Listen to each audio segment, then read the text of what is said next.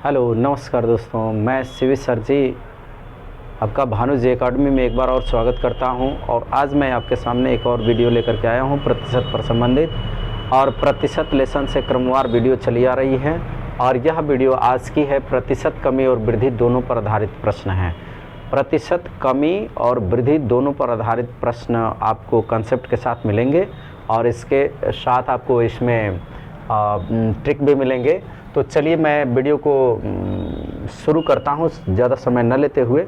लेकिन शुरू करने से पहले एक बात ज़रूर करूँगा कि मित्रों, यदि आप अपना नोटिफिकेशन यदि ऑन न किए हों तो उसको ऑन कर लीजिएगा, ताकि जो भी वीडियो जाए आपके पास में उसकी सूचना आपको मिले और आप उसको देखें ज़रूर।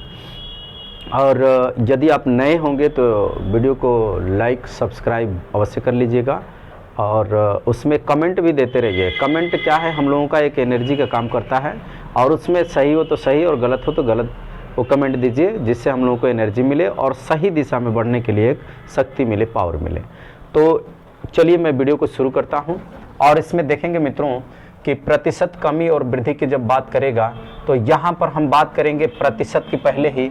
तो कोई भी चीज़ प्रतिशत का मतलब है 100, प्रतिशत का मतलब हम कितने से मानेंगे 100। तो इसी में कभी वृद्धि होगी यानी प्लस होगा, तो इसी में कभी कमी होगी तो माइनस में होगा। यानी इसका संकेत हम पहले प्लस और माइनस में करेंगे। यदि प्रतिशत वृद्धि दिखा रहा है तो उसको हम प्लस करके लिखेंगे और यदि कमी दिखा रहा है तो उसको हम माइनस करके लिखेंगे। तो यहाँ पर देखेंगे मित्रों, प्रतिशत एक प्रकार का भिन्न है जिसका हर सदैव कितना होता है 100 होता है। इस 100 पर ही हम गणना करते हुए आगे बढ़ेंगे। तो मान लीजिए कि कोई भी वस्तु यहाँ पर है 100, यदि 100 की है और उसकी बिक्री चाहे जो भी हो रही हो वो भी कितने की होगी 100 की होगी। जितनी होगी हम सबको 100 मान के चलेंगे। तो कभी क्या होगी कि बिक्री का मूल्य हम यदि कम कर लेंगे तो मूल्य यदि हम बढ़ा लेंगे यानी कि प्लस कर लेंगे कि कोई किसी दाम पर हम बेच रहे थे और उसका दाम यदि हम बढ़ा दिए तो हो सकता है कि उसकी बिक्री कम भी हो सकती है, वृद्धि भी हो सकती है। ये दोनों में से कुछ भी हो सकता है। यानी कि मूल्य में वृद्धि तो उसके खपत में यानी बिक्री में कमी या वृद्धि, यह स्वाभाविक है। इन्हीं दोनों चीजों को हमें यहाँ पर सीखना है। तो उसको हम क्वेश्चन के हिसाब से सीखें और तब ये कंसेप्ट दिमाग में बैठाएं कि ये 100 क्या दिए गए और कैसे दिए गए। तो आते हैं मित्रों प्रश्न पढ़ते हुए और इस पर हम कंसेप्ट लेते चलें। तो एक वस्तु का विक्रय मूल्य 20% कम करने को कह रहा है। तो मान लीजिए कि जो विक्रय मूल्य 100 पर हो रहा था, यानी किसी आइटम को हम 100 बेच रहे थे दिन भर में, तो 100 बेच रहे थे तो अब 20% कम कर दिए उसकी माने दाम में।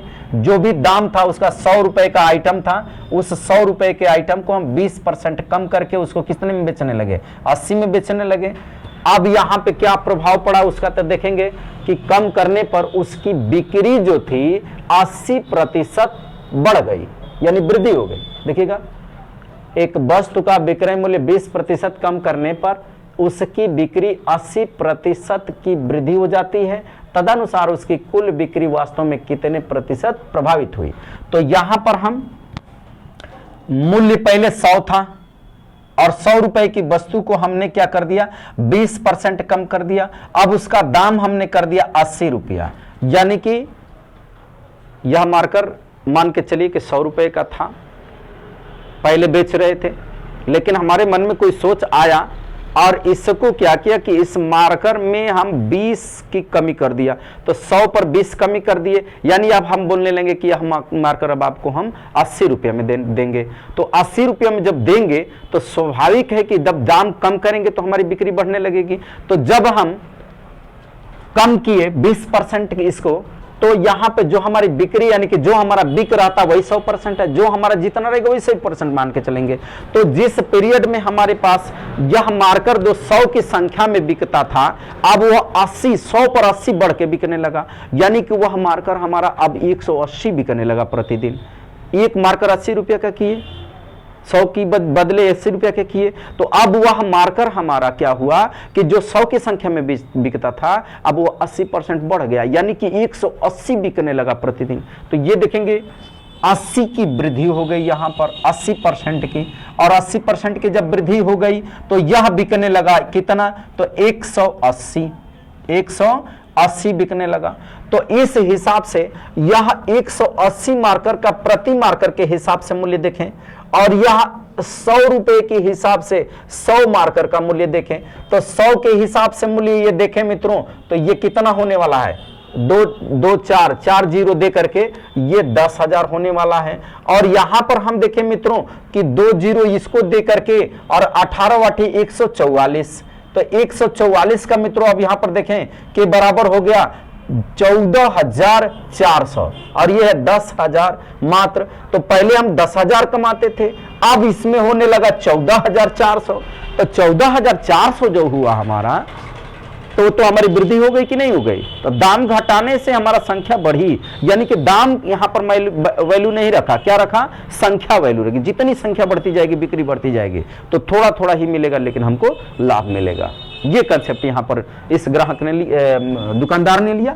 और यहां पर इसकी वृद्धि देखिए, आमदनी कितने होने लगे। तो अब यहां पर तो ये 10,000 की बात हुई। अब दोनों में से यदि 0 0 काट दे, दोनों में से 0 0 काटने, तो देखिए 100 पर कितना होने लगा, 44। अब इसमें कितना अधिक है, 44 अधिक है, तो ये 44% की इसकी क्या हो गई, वृद्धि हो गई। इसके आय में 44% की क्या हो गई, वृद्धि हो गई मित्रों। तो ये आपका कंसेप्ट है कि हम यदि बिक्री बढ़ाना चाहते हैं, दाम बढ़ाना चाहते हैं, तो हमें दाम कम करना पड़ेगा और बिक्री बढ़ने लगेगी। कभी कभी होता क्या है कि कितना हो भी कर देंगे कम, लेकिन वो बढ़ती नहीं है। का मतलब है कि आइटम पर भी निर्भर करता है। तो यहां पर देखें इस कंसेप्ट को, पहले 100 रुपया मूल्य था, तो हम दिन भर में 100 मार्कर बेचते थे, तो प्रति मार्कर के हिसाब से 100 रुपया प्रति मार्कर के हिसाब से 100 मार्कर बेचते थे, तो 10,000 रुपया कमाते थे। अब क्या करने लगे कि हमने 20% को छूट दे दिया। अब 20% का छूट दे करके उस मार्कर को हमने 80 रुपया में बेच दिया। अब 80 रुपया प्रति मार्कर के हिसाब से बेचा, लेकिन हमें 80% की वृद्धि आने लगी, यानी 100 मार्कर रोज बेचते थे, अब हम 80% बढ़ा के यानी 180 बेचने लगे रोज। तो 180 के हिसाब से देखें और 100 के हिसाब से यहाँ पर देखें, तो 100 के हिसाब से 10,000 मिलता था, 80 रुपया प्रति मार्कर के हिसाब से 180 मार्कर बेचने पर हमें 14,400 का दाम मिलने लगा। तो दोनों में से दोनों जीरो काट के देखें तो ये 100 पर अधिक भारी कितना हो गया, 44 भारी हो गया, यानी 144। यही हमारी क्या है, वृद्धि है। और यही यदि कम आ जाता 100 से, तो वही हमारा घाटा हो जाता। तो आप देखें मित्रों, ये बात आपको समझ में आ चुकी होगी, हमें ये उम्मीद है। तो चलिए हम इसको दूसरे तरीके से भी आपको बताते हैं, क्योंकि आपको पेपर में ट्रिक करना है और उसके हिसाब से आपको वो कॉन्सेप्ट लगाना है। तो इसके लिए करते हैं क्या मित्रों, यही चीज है कि यहां पर हम कर लेते हैं कि जो पहला दे रखा है इसको m मानते हुए, तो m बराबर 20% की क्या हो गई, माइनस यानी कमी हो गई। और ये दूसरा दिया है 80, तो इसको n मानते हुए 80% की बढ़त हो गई प्लस में। तो अब इसके लिए सूत्र होता है मित्रों कि m plus n plus m into n बटे में क्या 100। तो ध्यान दे मित्रों, यहां पर पहला वाला माइनस है तो माइनस हो जाएगा, और जब ये दोनों माइनस हो जाएं तो यहां पर भी दोनों यदि विपरीत चिन्ह लें तो यहां पर माइनस ही होगा। इसी माइनस को समाप्त करने के लिए, यानी यहां पर डिस्टरबेंस हो जाता है, भूल हो जाती है कि प्लस रहेगा कि माइनस, इसके लिए इसके पहले वाला बताए थे। तो आप यहां पर सीखने का कोई और नहीं है, लेकिन यहां पर देखेंगे -20 प्लस 80 माइनस 20 के गुणे 80 के बटे में कितना मित्रों 100। तो अब यहां पर दोनों विपरीत हैं तो घट जाएंगे, यानी 60 होगा। और यहां पर माइनस लेके आएंगे तो 0 से 0 कट गया मित्रों, तो 8 दूना का 16 हुआ। अब 60 में से 16 घटा देंगे बराबर 44% के क्या, ये प्लस में आएगा तो वृद्धि करेगा, प्लस में आएगा तो वृद्धि करेगा, माइनस में आएगा तो कमी करेगा। तो ये मित्रों, ये सूत्र यहां पर जो दिया गया है इसको आप याद रखेंगे और इसके अनुसार आप इसको हल कर सकते हैं। तो ये आपका क्वेश्चन नंबर 1 हमें उम्मीद है आपको समझ में आ चुका होगा। तो अब चलते हैं क्वेश्चन नंबर 2 पर। और क्वेश्चन नंबर 2 कहता है कि एक प्रेक्षागृह की सीटों में 25% की वृद्धि कर दी गई। तो मान लीजिए कि वही हिसाब है, 25% की यदि हम वृद्धि कर देते हैं मित्रों तो 25 प्लस हो गया, और उसमें क्या हो गया कि और उसके टिकटों में भी 12% की वृद्धि कर दिए। तो ये 12% की वृद्धि, तो यह भी वृद्धि है और यह भी वृद्धि है। और वृद्धि कर दी गई। इस प्रकार उस प्रेक्षागृह की आय में कुल कितने प्रतिशत की वृद्धि हो गई? तो ये दोनों वृद्धि यानी कि m प्लस n से जोड़ लें यदि यहां पर देखें तो 37 हो जाएगा, और उसके बाद से ये 25 के गुणे 12 यानी m इंटू n बटा में कितना 100, तो ये दोनों प्लस हैं तो यहां पर भी प्लस रहेगा। तो अब ये 25 चौका 100 और 4 तिहाई कितना हुआ 12, 3 आ गया। तो अब 37 में 3 जोड़ दिए बराबर कितना हुआ मित्रों 40%। ये 40% की क्या हो गई वृद्धि, टोटल प्लस है तो निश्चित वृद्धि होगी। तो ऑप्शन नंबर आपका ए सही है, इसका ऑप्शन नंबर ए सही था। अब यहां पर देखें मित्रों नंबर 3 पर चलते हैं। क्वेश्चन नंबर 3 कहता है मित्रों, आते हैं क्वेश्चन नंबर 3। देखिएगा, यदि एक संख्या में 25% की वृद्धि कर दें, देखिए यहां पर भी है आपका 25% की वृद्धि कर दें, और उसके बाद दे रखा है कि उससे प्राप्त संख्या में 25% की कमी कर दें, तो यहां पर 25% की कमी यानी कि माइनस कर दें, तो इस प्रकार से दी जाए तो उसकी अंतिम प्रतिशत वृद्धि या कमी कितनी होगी। फिर वही बात आ गई मित्रों, ये प्लस और माइनस हो गया तो निश्चित माइनस आएगा। आप 25 के गुणे में 25 के बटा में कितना हुआ 100 हुआ, तब दोनों कट गए मित्रों यहां से, तो 25 25 हम 625। अब 625 में क्या 2 अंक दशमलव काट लीजिए, और अथवा इसको लिख सकते हैं 6 सही 1/4, क्योंकि ये 25 जो आ रहा है 1/4 के समतुल्य है, यानी 6 सही 1/4। तो ये ऑप्शन दे तब भी सही, ये ऑप्शन दे तब भी सही। तो देखेंगे यहां पर क्या दिया, ये 6 सही 1/4% की कमी, यानी कि ये प्रतिशत क्या हुई कमी हो गई, क्योंकि यहाँ पे माइनस आ रहा है माइनस,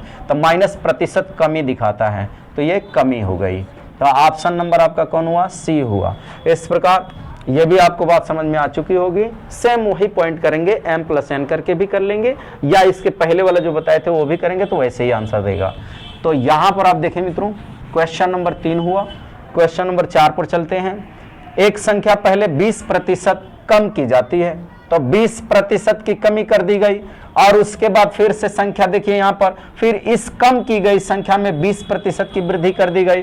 अब यहां पे 20% की वृद्धि कर दी गई मित्रों, तो 20% की वृद्धि कर दी गई। अब परिणामी संख्या मूल संख्या से 20 कम है, देखिए अलग टाइप का क्वेश्चन दे दिया, ये 20 कम हो गई, तो मूल संख्या कितनी है, तो आते हैं पहले ये जाने की कितनी कमी हुई पहले।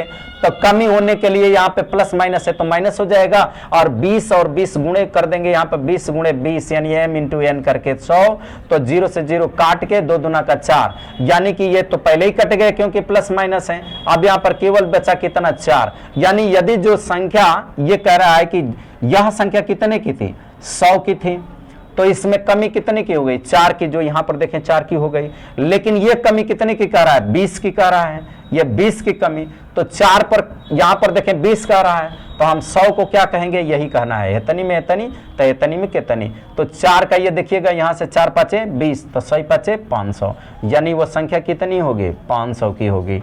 यानी क्वेश्चन नंबर 4 में आपका ऑप्शन नंबर सी सही है 500, यानी वह संख्या कितनी है तो 500 की है। अब ये भी बात आपको समझ में आ गई होगी। इस प्रकार के क्वेश्चन को पहले पता कर लेंगे कि कितनी कमी या वृद्धि हुई, और उसी के अनुसार से कमी या वृद्धि दिया तो उसकी तुलना कर लेंगे। तो तुलना करेंगे कि यहाँ पे 4 दिया हुआ है तो हमारी संख्या कितनी है 100। अब इसका कितना है 20 दे रखा है, देखिएगा 20 कह रहा है कि वो 20 कम हो जाती है मूल संख्या से, तो 20 कम हो गई तो मूल संख्या कितनी है तो 500। 4 5 20, तो 100 5 500। इस प्रकार क्वेश्चन नंबर 4 भी आपका सही हुआ।